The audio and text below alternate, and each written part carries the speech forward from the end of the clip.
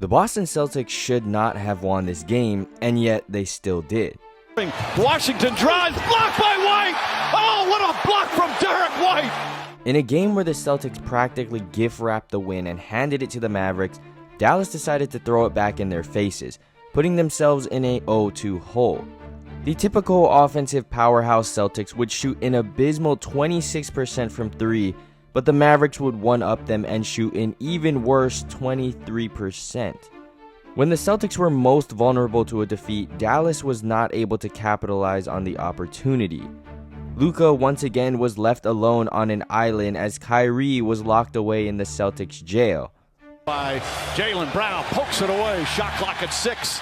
Irving trying to get away, fires it up, and a travel. That is sensational defense from Jaylen Brown.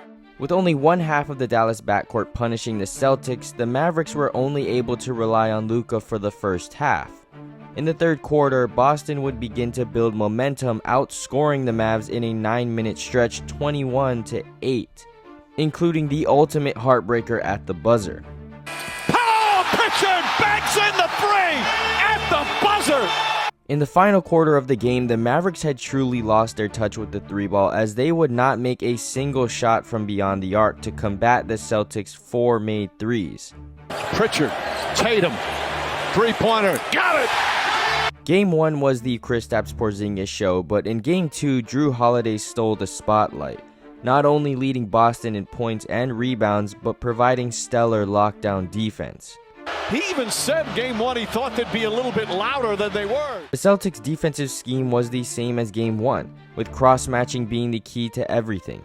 Tatum once again took the assignment of Lively and Gafford to avoid any switching mismatches.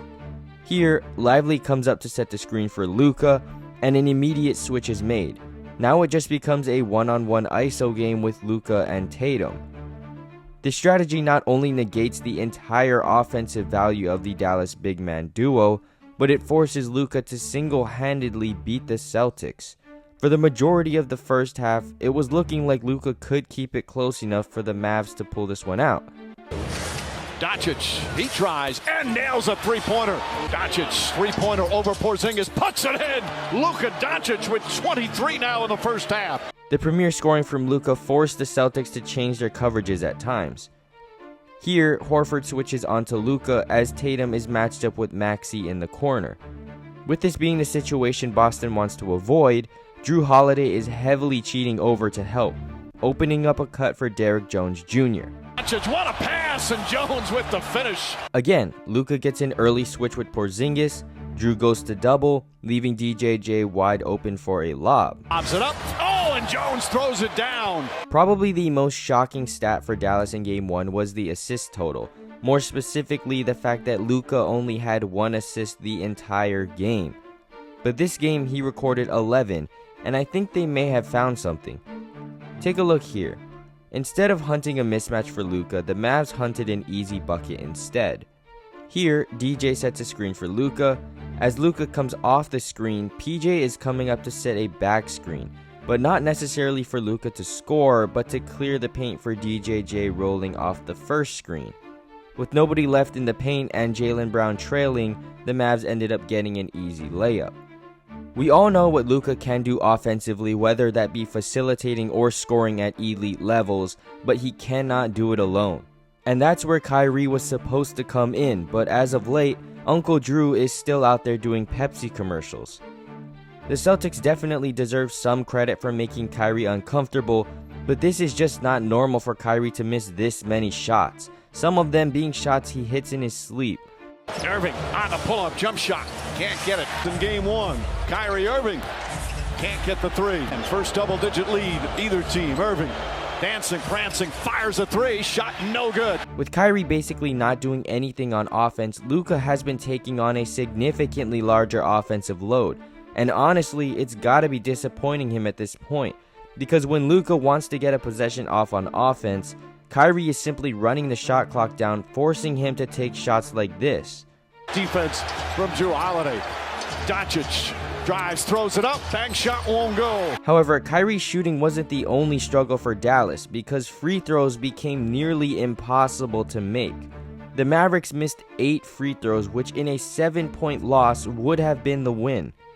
Had Kyrie played at least decently or the Mavericks made their free throws, we would be looking at a 1-1 series heading back to Dallas, but that is not the case. From the start, the offense for the Celtics was not firing on all cylinders like it was in the first game, and yet they found themselves with a lead at half.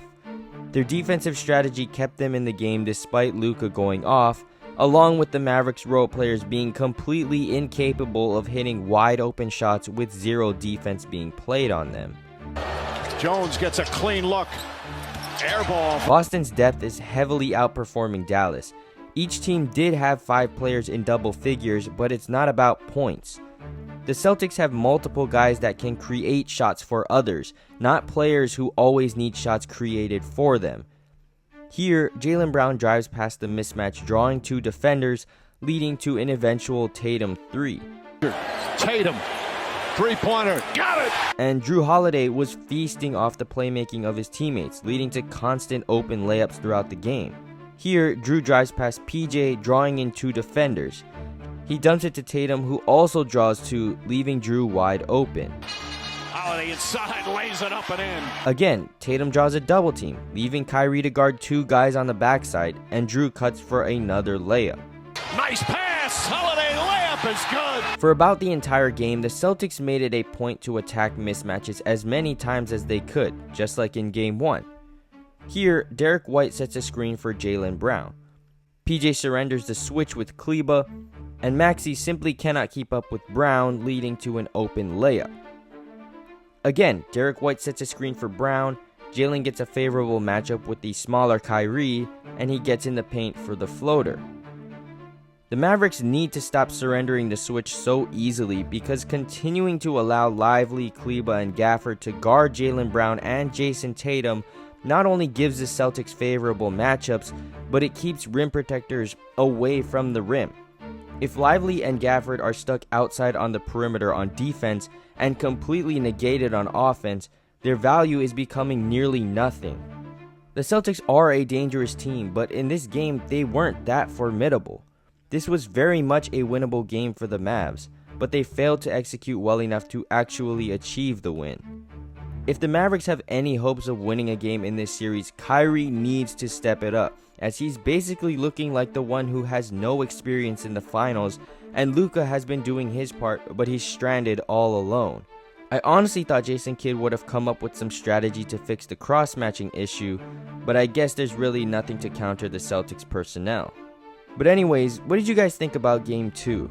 Are the Mavericks going to bounce back in Game 3, or are the Celtics going to run away with the series, taking a commanding 3-0 lead?